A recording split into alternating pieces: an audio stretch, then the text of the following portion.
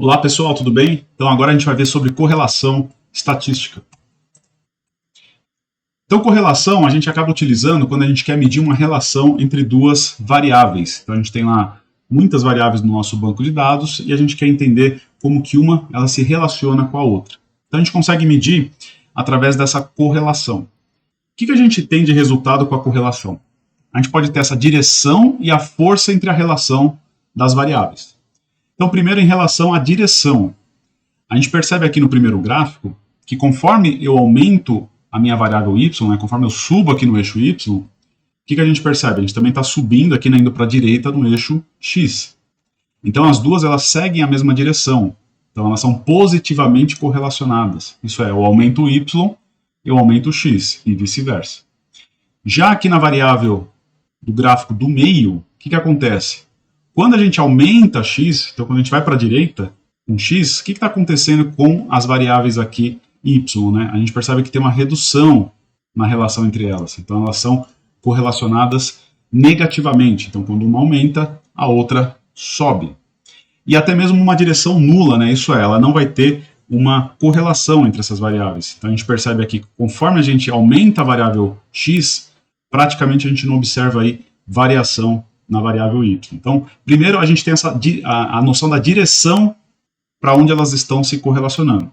E aí também tem uma questão sobre a força, a gente consegue medir qual que é essa relação entre elas. Então, a gente tem um número que a gente geralmente dá a letrinha R e ele varia entre -1 até 1. Então, vocês já devem ter percebido, se der -1, quer dizer que elas são fortemente correlacionadas, mas por que menos? Porque elas são negativamente correlacionadas. Então, é uma correlação negativa muito forte.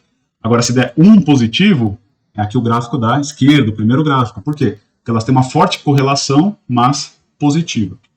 E como é que a gente mede essa correlação? Uma das que a gente mais utiliza aqui é a correlação de Pearson, que a gente faz a relação linear entre as variáveis. Temos outras correlações que não são lineares, que a gente pode utilizar, mas aqui na aula de hoje a gente vai focar na linear de Pearson.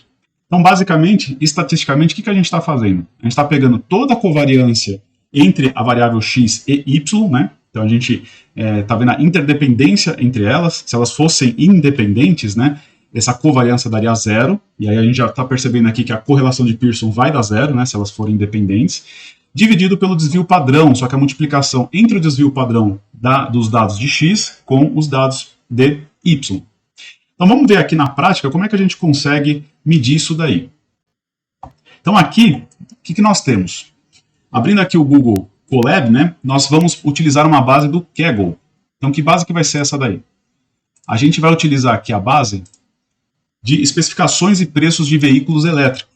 Então eu já estou deixando o link aí com vocês vão fazer o download aqui dessa base, vai vir um arquivo CSV.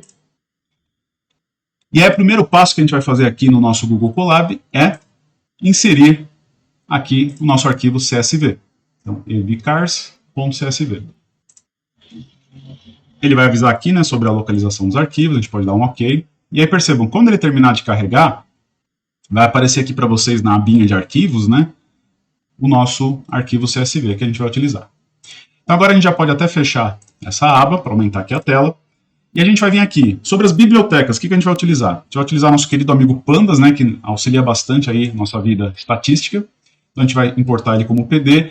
O Seaborn e o Matplotlib a gente vai usar aqui, porque a gente vai acabar mostrando um pouquinho aí os resultados na forma gráfica. Então a gente pode dar aqui um Shift Enter, ele vai rodar, e a gente fez a importação dessas bibliotecas. Então qual que é o próximo passo aqui? A gente vai fazer, vai abrir o arquivo, a gente pode chamar aqui de DF, o data frame, que a gente vai utilizar com o Pandas. Então PD para chamar a biblioteca Pandas, read, Excel não, read, CSV no caso, e o nome do arquivo que está lá, já que a gente fez a importação. Deixa eu abrir aqui. Então, o nome do arquivo, evcars.csv. evcars.csv. A gente pode dar mais um Enter e dar um df.head, para enxergar aqui, por exemplo, as primeiras 4 linhas. Shift Enter, a gente consegue identificar aqui que foi importado corretamente, e a gente já tem essa noção de que veio ali da nossa base, Então, olhando ali no Kaggle, lembrando que vocês conseguem ter o dicionário aqui da base de dados, está tudo explicadinho. E aí o que a gente pode fazer aqui? Primeiro vamos dar uma olhada nas colunas que vieram importadas. Então a gente pode vir aqui um df.columns. Então percebam que nós temos aqui nomes em inglês, né? E nós temos aqui também colunas com variáveis que a gente até poderia transformar em categorias, né? Mas vamos focar aqui nas variáveis já numéricas que vieram da nossa base de dados. Então a gente vai fazer algumas coisinhas aqui. Primeiro, vamos renomear as colunas. Eu já deixei digitado aqui para adiantar, mas basicamente, né, a bateria, falar que é a capacidade da bateria, o que é o price DE, né, é o preço na Alemanha. Então eu já fui lá no dicionário, entendi o que são essas variáveis e já estou renomeando aí para a gente. Então, o primeiro passo, df.rename, e aí a gente vai falar que as colunas, né, columns, igual a esse dicionário que eu criei aqui em cima, chamado colunas. O que mais? Eu vou dar um inPlace igual a true, para quê? Para falar assim, faça isso e já jogue, né, no próprio arquivo DataFrame. Tá? A gente não precisa fazer atribuição de variáveis. Outra coisa, vamos retirar aqui a variável, as colunas, né, com variáveis categóricas. Então, vamos dar um drop. E quais são? Né? Nós temos ali o car name, a gente pode vir aqui, selecionar e colocar aqui dentro da lista. E a outra é esse car link name. A gente pode selecionar e colocar aqui dentro da lista. Como nós estamos deletando as colunas, né, a gente precisa falar que o eixo é o 1. E novamente eu vou colocar aqui um inPlace igual a true, para que a gente consiga fazer na própria variável. A gente não precisa fazer atribuição, então fica no próprio DataFrame. Shift Enter, e a gente já vai enxergar a nossa base aqui alterada, né? Então com as colunas novas, já no formato que a gente quer.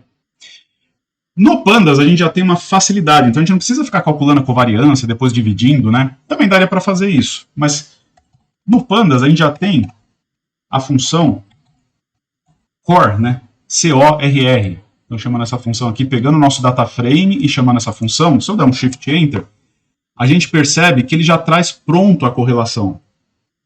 A gente está percebendo aqui, ó, já consegue ver algumas coisas, falar, olha, bateria, né? Então, a bateria, com ela mesmo, então a variável repetindo aqui, né? Correlação vai dar 1. Por quê? Porque é a mesma informação. Então, a correlação realmente teria que dar 1. Só que a gente começa a ver, né, ó, bateria com preço, uma correlação de 0,7, 70, né, por cento praticamente. Então 0,7 é uma correlação que já começa a ficar um pouco forte. Olha a bateria em relação à autonomia, faz sentido, né? Quanto maior a capacidade de bateria, maior a autonomia do veículo. Então uma correlação forte aqui, 0,88. Então faz bastante sentido esse tipo de correlação. Mas essa visualização, ela é um pouquinho ruim, né? A gente está vendo os números aqui, só que tem que ficar olhando linha por linha, né? Aqui ainda esses dados, né, eles têm uma quantidade de variáveis pequena, então temos poucas colunas aqui, mas vamos pensar que a gente tem aqui uma base com 50 variáveis, né? Como é que a gente consegue visualizar de uma forma melhor isso? Então vamos lá. O mais rápido que a gente tem é chamar ali da biblioteca do Seaborn, né, que a gente chama de SNS, o heatmap.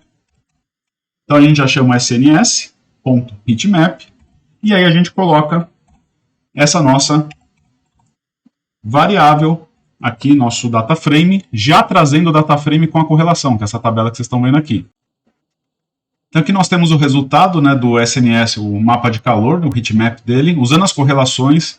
A gente percebe aqui que quanto mais clarinho nós temos uma correlação positiva forte, né, porque a gente tem o valor de 1, e quanto mais próximo aqui do preto nós temos uma correlação forte, mas negativa. E aqui por volta do roxo, vinho, né, a gente tem uma correlação nula. Então facilita bastante a visualização de correlação entre as variáveis, né, só que a gente perde a informação do valor que nós tínhamos ali na tabela anterior. Então o que a gente pode fazer? Né? A gente pode utilizar essa ideia do mapa de cor, mas também pegando os valores ali da nossa matriz. Então eu estou deixando aqui já uma outra opção digitada, né? Mas basicamente, o que nós vamos pegar? A gente vai pegar os labels, né, que a gente tinha ali no nosso DataFrame e vai colocar ali tanto no X quanto no Y. Então usando ali o heatmap, nosso mapa de calor do Seaborn. E o que eu estou fazendo aqui também é alterando aqui as nossas cores que estão nesse gráfico, né? Eu não gosto muito desse padrão que vem aqui no SNS, então alterando um pouquinho. a gente tem essa outra opção aqui para mostrar. Então já percebam que é um gráfico um pouco mais apresentável, né? Já que tem cara de apresentação. Por quê? Porque a gente tem aqui as duas informações. Nós temos tanto a parte de cor, que a gente consegue focar a visão, né, do leitor. Então ele vai olhar e falar, tem um quadrado mais escuro aqui. E aí já tem também o valor. Então realmente ele casa com a informação do quadrado escuro, né? Então autonomia com a nossa capacidade de bateria, né, 0,88. Então, esse é o melhor dos dois mundos que nós temos, né? Eu, particularmente, prefiro esse tipo de visualização para correlações. Lembrando aqui que nós temos a diagonal da matriz de correlação, né? E ela sempre vai ser 1. Então, essa informação ela não é muito útil para a gente. Além disso, toda essa parte de cima, né, da diagonal aqui para a direita, nós temos a informação duplicada. Então, aqui, ó, eficiência 0,18 e aqui a bateria também 0,18. Por quê? Porque realmente ela é uma matriz aqui espelhada, né? Então, a gente pode também ter uma opção que é justamente pegar essa matriz, né, e cortar, não mostrar da diagonal para cima. Então, uma outra opção aí que eu deixo para vocês, que muitas pessoas preferem, é justamente, né, utilizando aí a biblioteca do NumPy, a gente pode criar essa máscara aqui, fazendo esse corte acima da diagonal da matriz. Tá? Então, quando for acima da diagonal, eu vou retirar esses valores. E também aqui dando uma outra opção, né, de cores, eu também estou alterando aqui, só para vocês verem que o SNS, né, o Seaborn, ele tem várias opções aqui de formatação de cores. Então, pegando ali a nossa correlação do DataFrame, vamos ver como é que fica isso. Então, olha que legal, a gente tem aqui uma opção, né, que eu tiro um pouco de informação, então facilita aí a leitura para o nosso usuário final, e a gente realmente foca só nas variáveis da diagonal para baixo, né? Eu também poderia pegar as labels, né, e colocar aqui da mesma forma. Então tem várias opções que vocês podem fazer. E aí só um último recado que eu queria deixar aqui com vocês é justamente tomar cuidado porque correlação ela não é causalidade. Então tem um site muito legal que vocês podem ver aí para brincar um pouquinho, que é esse Spurious Correlations, que está aqui embaixo. Ele pega dados diversos e começa a comparar. E aí ele pega esses dados que têm uma alta correlação, mas que aparentemente não fazem nenhum sentido, né? Então, por exemplo, aqui a taxa de divórcios em Maine com o consumo de margarina per capita. Então tem uma correlação fortíssima, 99,26%, né? Então é altíssima essa correlação. Mas faz sentido, realmente, né? O consumo de margarina per capita, se aumentar, eu aumento a taxa de divórcio, diminui a taxa de divórcios? Provavelmente não, né? Provavelmente você tem outras variáveis envolvidas aqui, né? Que uma está causando a outra, e por um acaso nós temos aqui que as duas juntas têm uma alta correlação. Por isso que você sempre tem que pegar esse resultado de correlação e abrir o estudo. Então, realmente, faz sentido eu ter essa alta correlação entre essas duas variáveis e não assumir que ela é uma causa direta.